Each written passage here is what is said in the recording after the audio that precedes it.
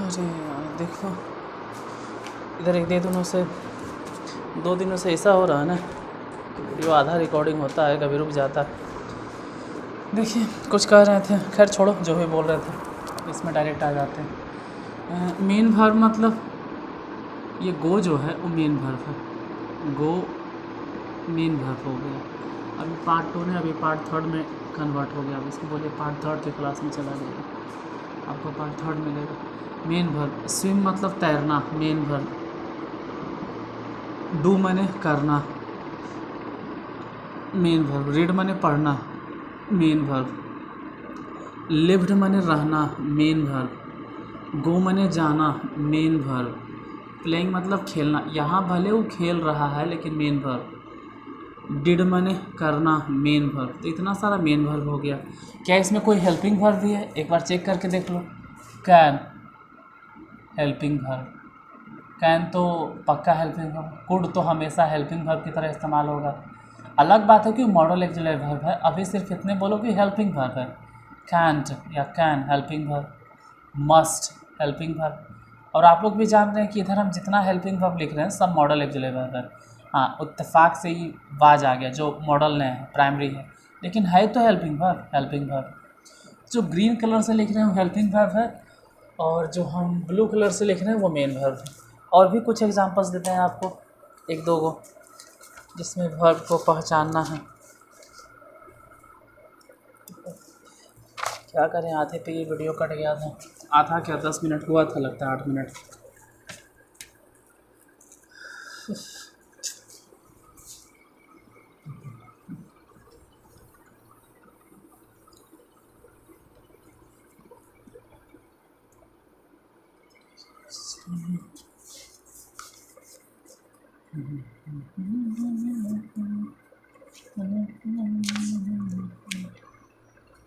अब transitive intransitive verb पे आ जाते हैं, उसका भी कुछ एग्जांपल देखते हैं। अब इन वाक्यों में मेन वर्ब व हेल्पिंग वर्ब को रेखांकित करें। फिर वही चीज़ है कि आपको मेन वर्ब व हेल्पिंग वर्ब पहचानना है। फिर जो सेंटेंस देंगे उसमें से आपको मेन वर्ब और हेल्पिंग वर्ब को पहचाने। देखो यार, पिछले वीडियो में जो गलती हुआ उसके लिए हम माफ़ी मांगते हैं। वो आधे रिकॉर्डिंग में कुछ वैसा हो गया कि कट गया अपने बोलते बोलते, इसलिए हमको दोबारा फिर से बताना पड़ रहा। हुआ ये कि मेमोरी ही फुल हो गया, अब उतने रिकॉर्डिंग हुआ, फिर उसको डिलीट किए तो परेशानी तो हमारा बढ़ गया ना। उतने रिकॉर्डे हुआ था जितना आप देख रहे थे, उसके बाद रिकॉर्डिंग ही नहीं हुआ।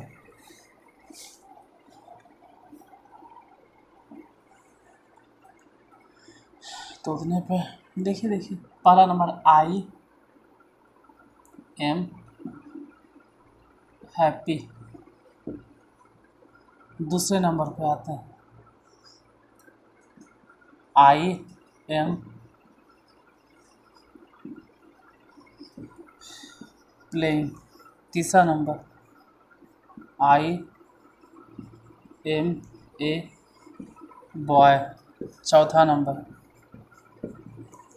ही इज रेडी। पाँचवा नंबर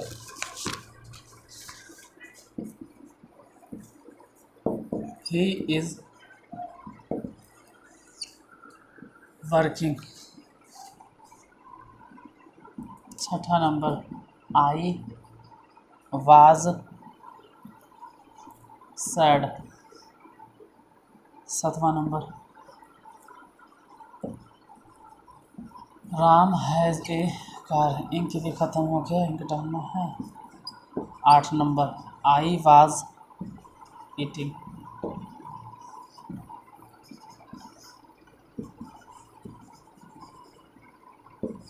कुछ स्टूडेंट जानते हैं ऑफलाइन में ऐसे भी हमको मिल जाते जो कहते ये यूज कहाँ होगा सर, जबकि हम जब पढ़ते थे तो ये सब चीज़ें नहीं पूछते थे क्योंकि हम बकलोल आदमी थे, उतना दिमाग मेरे पास था नहीं। देखो यार, अभी पढ़ने की उम्र है, पढ़े पे फोकस करो। यूज कहाँ होगा सिर्फ यही नहीं सोचते रहो, बिना पढ़ ले कहाँ यूज करोगे। अगर इतना फालतू होता तो लोग क्यों कहते पढ़ने के लिए। दिमाग पे ज़रा जोर डालो। आपके गार्जियन पैसा खर्च खर्च करके टाइम वेस्ट क्यों करवाते हैं, झूठ मूठ के आपको पढ़ने के लिए क्यों भेजते हैं। पूरा दुनिया क्यों कहता है पढ़ो, और जो नहीं कहता है छोड़ो। कुछ वैसे परसेंटेज रहते हैं इस दुनिया में जो आपको कहेंगे पढ़ लिख के दुनिया क्या कर लिया। पढ़ लिख के दुनिया नौकरी कर ली, ये कोई गारंटी थोड़ा है, लेकिन कुछ तो अच्छा ही करोगे आप अगर पढ़े लिखे रहोगे तो। और जिस वक्त आपको ज़रूरत होगा ना डिग्री के या मेरिट के, या पढ़े लिखे हैं या नहीं, जब पूछा जाएगा उस वक्त अफसोस के अलावा और कुछ भी आप नहीं कर पाइएगा। इसीलिए जब तक पढ़ रहे हैं मन से पढ़ा, नहीं तो पढ़वे मत करो। मेरा सजेशन यही रहता कि एकदम मत पढ़ो। फिर तो पढ़ रहे हो तो मन से पढ़ो, नहीं तो कोई और काम करो। जो भी करो मन से करो। देखो यहाँ पे एम जो है वो खुद मेन वर्ब है। अब हम इतना मेन वर्ब नहीं लिखते रहेंगे, पूरा एम भी लिख देंगे। जैसे प्लेइंग मेन वर्ब हो गया, यहाँ पर एम जो है वही मेन वर्ब हो गया। इज मेन वर्ब हो गया, कहेंगे इज तो हेल्पिंग वर्ब है। देखो इज अकेले है, इसके आगे पीछे आना जाना कुछ नहीं था, यही मेन वर्ब हो गया। इसमें वर्किंग हो गया मेन वर्ब, यहाँ पे वाज ही हो गया मेन वर्ब। इसमें राम हैज, तो हैज हो गया main verb. I was eating, eating हो गया main verb. Ram has eaten, eaten हो गया मेन वर्ब।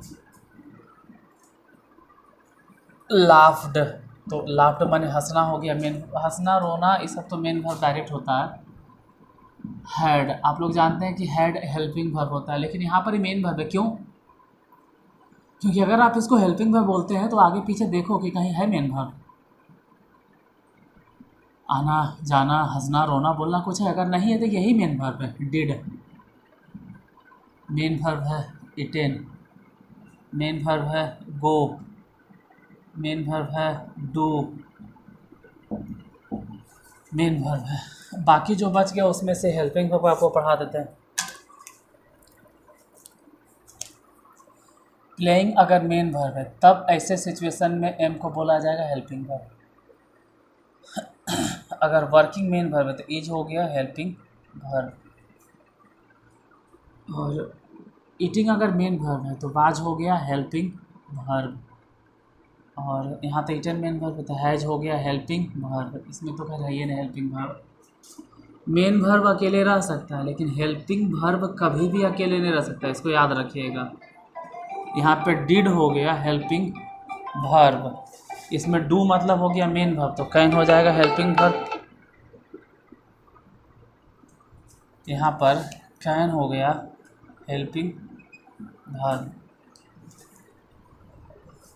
और भी कुछ एग्जांपल्स देते हैं जिससे कि मेन वर्ब और हेल्पिंग वर्ब में क्लियरफिकेशन पूरा हो जाए, डाउट नहीं रहे कहीं आप। सेकंड,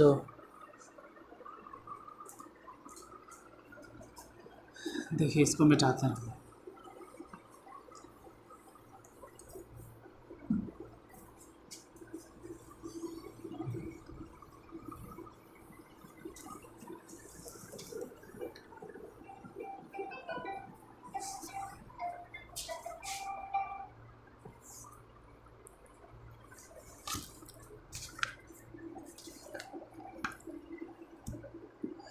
नेक्स्ट पता नहीं कैमा नंबर है, 16 होगा शायद। I have been eating. फिर नंबर जो भी हो, लगता है गड़बड़ा गया नंबर। यू मस्ट गो, उसके बाद नेक्स्ट है 18 मान लीजिए। जो भी होगा नंबर देख लीजिएगा, तो मिटा दिए। I have been ill, 19 number. He will come, इसका फ़ोन इतना है यार, दिमाग खराब है। एक मिनट रुकिए।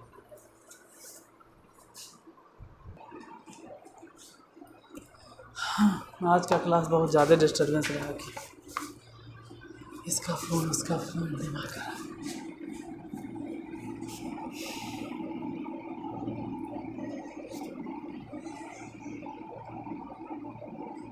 बीस में है। I have a car.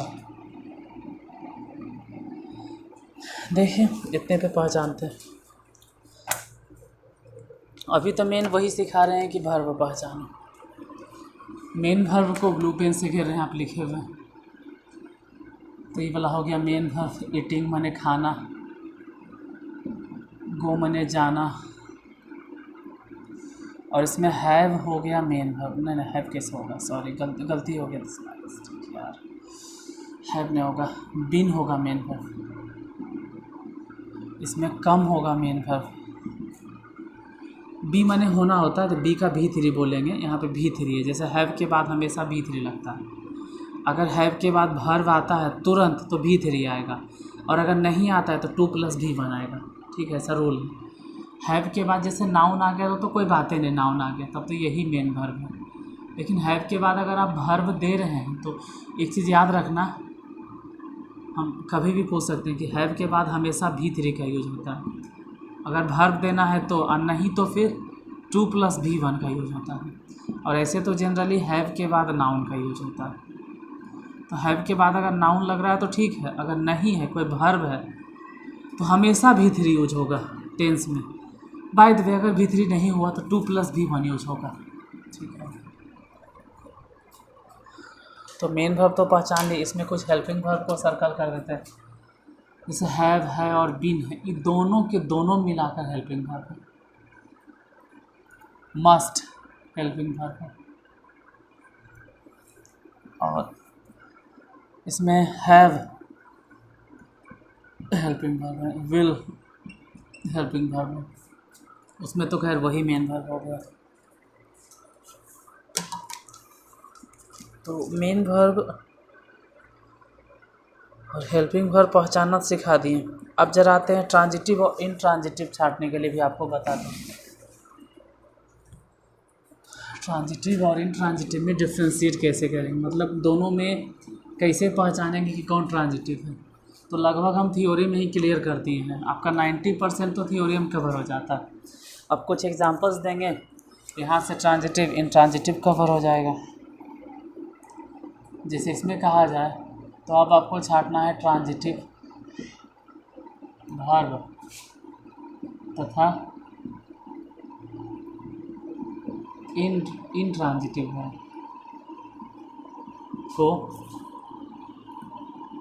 पहचानिए। अब जो भी सेंटेंस देगा उसमें पहचानिएगा कि ट्रांजिटिव कौन है, इनट्रांजिटिव कौन है। इसमें भी दो तरह के मार्कर का इस्तेमाल हम करेंगे। जैसे पहले में दे दिए आई इट, दूसरा नंबर हो गया दे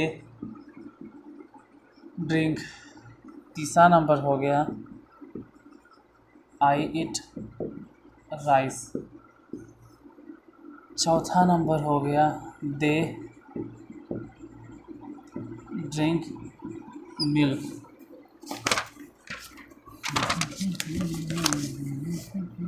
पाँचवा नंबर हो गया आई लव, छठा नंबर में हो गया आई लव यू, सातवां नंबर में ही रीड्स, 8 नंबर हो गया ही रीड्स ए बुक, 9वां हो गया आई एम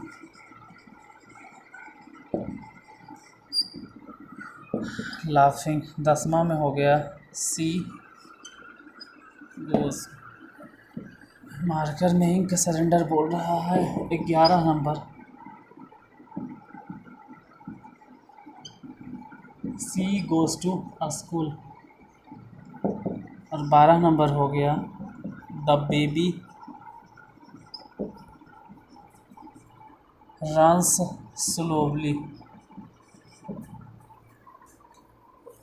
इसमें आपको ट्रांजिटिव वर्ब और इंट्रांजिटिव वर्ब पहचानना, ठीक है, कि कौन है ट्रांजिटिव वर्ब और इसमें कौन है इंट्रांजिटिव वर्ब। तो फिर से यहाँ पे लिख दे रहे हैं कि हम जो ब्लू कलर से सर्कल करेंगे, जो ब्लू पेन से घेरेंगे उसको मान के चलेगा ट्रांजिटिव वर्ब, जो हम ग्रीन पेन से घेरेंगे वो हो जाएगा इन ट्रांजिटिव वर्ब। इसको ध्यान में रखिएगा कि ब्लू कलर से अगर घेरेंगे तो ट्रांजिटिव, पहले हम ट्रांजिटिव को ही घेरने का काम करते हैं। इट ट्रांजिटिव वर्ब है। क्यों ट्रांजिटिव वर्ब है? क्योंकि इसके बाद ऑब्जेक्ट है ड्रिंक, ट्रांजिटिव वर्ब। देखो कोशिश करो कि आप ट्रांजिटिव वर्ब को पूरा लिखिए। जैसे यहाँ पे लव है ना, तो लव के नीचे पूरा लिखो ट्रांजिटिव वर्ब, ट्रांजिटिव वर्ब ज़्यादा बेहतर रहेगा आपके लिए। जितना बार आप ट्रांजिटिव लिखोगे उतने आसान होगा आपके दिमाग में ट्रांजिटिव का स्पेलिंग, ये आसानी से आपके दिमाग में फिट होते जाएगा। ऐसे आपकी मर्ज़ी, जैसे रीड्स के बाद बुक है तो रीड हो गया ट्रांजिटिव वर्ब। हम तो जनरली शॉर्टकट में लिख देते हैं टीवी, मतलब ट्रांजिटिव वर्ब। गोज़, यहाँ पे गो टू असुर, तो गो के बाद ऑब्जेक्ट नहीं है, याद रखना। रस के बाद ऑब्जेक्ट नहीं है, इसलिए कि ऑब्जेक्ट आप समझ लीजिए। ऑब्जेक्ट हम समझाए थे कि क्या या किसे। अब ज़रा इन ट्रांजिटिव वर्ब को देखते हैं। जैसे इट, इट के बाद ऑब्जेक्ट नहीं है, इसका मतलब हो गया इन ट्रांजिटिव वर्ब। मतलब डायरेक्ट लिखो ना यार कि आई भी। जैसे जे पे लव है तो लव के बाद कोई ऑब्जेक्ट ही नहीं, इसलिए इन ट्रांजिटिव वर्ब हो गया। यहाँ पे अगर रीड्स की बात करें तो इन ट्रांजिटिव वर्ब हो गया। लाफिंग, लाफिंग के बाद कोई ऑब्जेक्ट नहीं है तो इन ट्रांजिटिव वर्ब हो गया। सी गोज़, तो गोज के बाद कुछ भी नहीं, इसलिए इन ट्रांजिटिव वर्ब हो गया। यहाँ पे गोज के बाद स्कूल है, लेकिन स्कूल को आप ऑब्जेक्ट नहीं बोलेंगे। ऑब्जेक्ट की पहचान हम कहें थे करने के लिए कि ऑब्जेक्ट के बाद होता है कि क्या या किसे। जैसे वह जाती है, किसे जाती है, क्या जाती है, नहीं। ये भले आप बोल सकते हैं कहाँ जाती है, तो कहाँ के बाद जवाब आने का भाई कहाँ से नहीं। हम बोले थे क्या या किसे पूछने पर जवाब आ जाता तब ऑब्जेक्ट। जैसे जे देखो वह पढ़ता है, क्या पढ़ता है, किताब, तो जाहिर सी बात है कि ये ऑब्जेक्ट है, इसको हम कहेंगे ऑब्जेक्ट है। जैसे एजे पे देखो ना भाई, वे लोग पीते हैं, क्या पीते हैं, दूध, तो दूध ऑब्जेक्ट है। मैं खाता हूँ, क्या खाता हूँ, राइस, तो ऑब्जेक्ट है। मैं प्यार करता हूँ, किसे, तुम्हें। दो शब्द आपके मुंह से निकलना चाहिए, या तो किसे मतलब क्या, या तो किसे। अगर इन दोनों मतलब इन दोनों जो वर्ड है, अगर इस वर्ड के थ्रू आप क्वेश्चन पूछते हैं और कोई जवाब आता है तब ऑब्जेक्ट कह सकते हैं। यहाँ तो बोलेंगे कि वह कहाँ जाती है, तो कहाँ नहीं बोले, क्या या किसे बोले, इसका मतलब ऑब्जेक्ट नहीं है। तो ये हो गया इंट्रांजिटिव वर्ब। और रन्स जो है वो इंट्रांजिटिव वर्ब हो गया। और तो वर्ब तो ख़त्म हो गया। आज क्लास बहुत डिस्टर्बेंस हुआ। और देखिए, हम अपने भावनाओं को यूट्यूब पर व्यक्त नहीं कर सकते हैं, क्योंकि मेरे जो फीलिंग्स हैं, जज्बात हैं, वो बहुत सारे चीज़ अंदर दबा हुआ है। और ऑफलाइन वाले बच्चे देखते हैं कि हम गुस्सा भी करते हैं, डांटते भी हैं, समझाते भी हैं। यहाँ एक लिमिटेशन में बोलना पड़ता है, कुछ भी हम बोल नहीं सकते हैं। लेकिन इतना तो ज़रूर बोलेंगे कि ये यूट्यूब पे पढ़ाने का जो मेरा मकसद है, ये नहीं कि सिर्फ यहाँ से हमको कोई कमाई धमाई हो रहा है बहुत बड़ा, हम लाखों रुपया कमा रहे हैं, ऐसा नहीं सोच मेरा। इस सोच को लेते हुए हम यूट्यूब पे नहीं आए थे। ये वही बात है, यूट्यूब पे कुछ भी कोई भी बोल देगा, लेकिन ये सोच लेकर हम नहीं आए थे। बाद में जब हम आए तब हमको पता चला कि हाँ, इससे भी होता है कमाई। तो कमाई सोचकर हम ये नहीं आए थे। हम ये अगर वैसा सोच के आते तो 1 घंटा का वीडियो बनाते। हम 10 मिनट 15 मिनट का वीडियो इसलिए बनाते हैं क्योंकि बहुत सारे वैसे विद्यार्थी हैं जो गरीब हैं या फिर नहीं पढ़ पाते। बचपन से वो इंग्लिश मीडियम में बेचारा पढ़ा, लेकिन किसी कारण बस उसको अभी भी इंग्लिश से डर लगता है, क्योंकि बेस इतना कमज़ोर है कि छोटा छोटा चीज़ से डरता है। तो हमको लगता है कि उसका बेस अब कैसे मजबूत किया जाए। अब हम क्लास में उस तरह से बेस मजबूत नहीं कर सकते। अगर बेस मजबूत करेंगे तो 9th-10th वाला पढ़ाई हम कब पढ़ाएंगे। तो हम चाहते हैं कि 9th-10th के बाद जब वो IAS में जाए तो अच्छे तरह से इंग्लिश पढ़े। इसीलिए हम इस इंग्लिश की मुहिम पर निकल गए हैं। मतलब मैथ अपना सब्जेक्ट को फ़िलहाल ड्रॉप आउट करके, ड्रॉप आउट क्या मतलब छोड़े नहीं, मैथ पे कम ध्यान देके और इंग्लिश के पीछे पड़ गए हैं। बस कारण यही है मेरा। बहुत सारे विद्यार्थियों का जो जीवन है देखते हैं तो शब्द नहीं है कि क्या बोलें, कैसे व्यक्त करें, ऐसा महसूस होता है। हमको ऐसा लगता है कि उनके लिए हम क्या कर दें या क्या से क्या करें, मतलब हमसे जो बन पड़े करें, तो हमसे क्या बन पड़े। हम भी तो उतना करोड़पति आदमी नहीं हैं, या फिर मान के चलिए कि हम भी ऐसा नहीं कि लखपति आदमी हैं, लाखों के महीना हम कमा रहे हैं। तो हमसे जितना बन पड़ता हम फ्री ऑफ कॉस्ट करते हैं, अगर होता तो, लेकिन कर नहीं सकते हैं। ठीक है, क्योंकि हमको भी तो अपना चलाना है, गुज़र बसर करना है, मेरे आगे पीछे भी हैं। लेकिन यहाँ यूट्यूब पे जो हम कर रहे हैं, आप रिचार्ज तो ऐसे भी करवाते होंगे, रिचार्ज ऐसे भी करवाते हैं। और समझो बाबू, ठीक है समझो, आप अपने स्थिति को खुद नहीं समझोगे तो कोई आपको समझाने नहीं आएगा, कोई आपको मोटिवेट नहीं करेगा।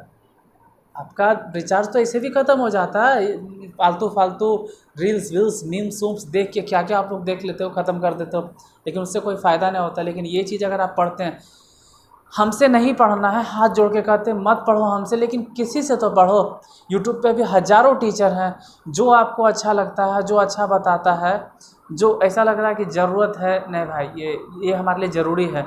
हम इंग्लिश में वीक थे और इंग्लिश में यहाँ से पढ़ रहे हैं तो हम स्ट्रांग हो रहे हैं, हमको समझ में आ रहा है, तो वहाँ से पढ़ना शुरू कीजिए। और सिर्फ ये देख के भी नहीं कि चैनल का इतना सब्सक्राइबर है, ये भी गलत बात है। ठीक है, हमको उतना वायरल करना नहीं आता है, मेरा कम सब्सक्राइबर है, हम पहली बार पढ़ा रहे हैं, कम सब्सक्राइबर। ये सब चीज़ें जो आपके लिए ज़रूरत है, जो अच्छे टीचर हैं, बहुत सारे अच्छे टीचर, हज़ारों यूट्यूब पे अच्छे टीचर हैं। अब आप लोग भी जानते हो बहुत सारे टीचर हैं जो अच्छे हैं, तो जो अच्छे हैं उनका वीडियो देखिए। आलतू फालतू रील्स देखने से अच्छा है कोई भी टीचर है कुछ भी पढ़ाएंगे, अच्छा ही पढ़ाएंगे। तो आप अपनी स्थिति को समझिए, हम कितना आपको समझाते रहेंगे।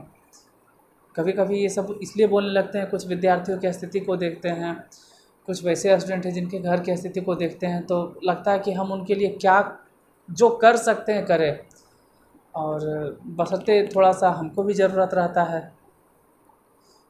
तो ये सब सोच के हम फ्री ऑफ कॉस्ट तो खैर ऑफलाइन नहीं पढ़ाते। ऐसा नहीं कहें कि ऑफलाइन हम मुफ्त में पढ़ाते हैं, लेकिन जितना बन सकता है हम करते हैं।